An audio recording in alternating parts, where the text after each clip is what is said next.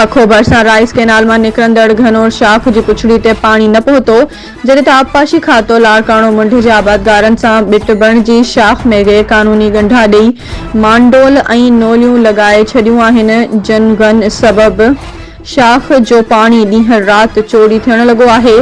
उन हवाले सां घनौर शाख जी पुछड़ी जे आबादगारनि अली गोहर गुलाम शबीर सुलेमान खोखर निसार चांडियो अज़ीम अली गुल सुल्तान अहमद अज़ीज़ चांडियो ऐं ॿियनि एहतिजाज कंदे दाहींदे चयो आहे त घनौर शाख जी पुछड़ी खे हथ वठी सुकाइण जी साज़िश कई पई वञे।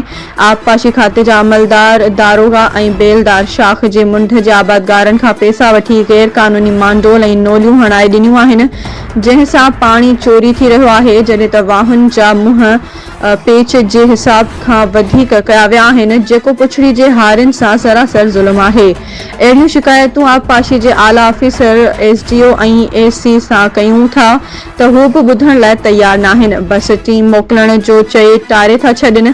शाख ते मुक़रर अमलदार ॾींहं राति शाख जी पुछड़ी जे रेगुलेटर खे बंदि रखियो वेठा आहिनि। केर बि पुछण वारो नाहे त पुछड़ी खे छो सुकाए वियो आहे।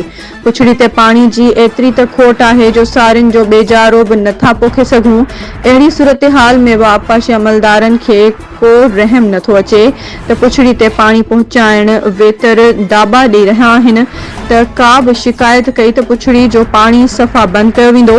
आबादगारनि वधीक चयो त घनौर शाख जी पुछड़ी ते हज़ारे एकड़ पाणी बिना बंजर पियल आहे।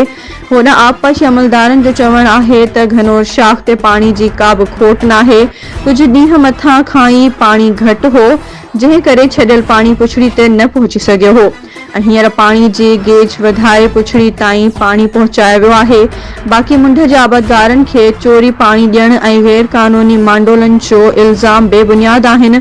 शाख मां निकिरंदड़ वाहन खे एराज़ी मुताबिक़ पाणी ॾिनो पियो वञे।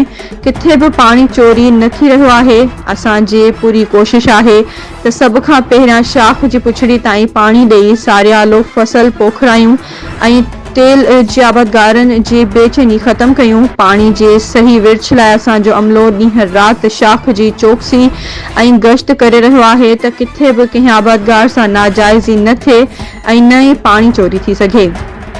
पखो report Abdul Waheed Mayo Sindh express news पखो।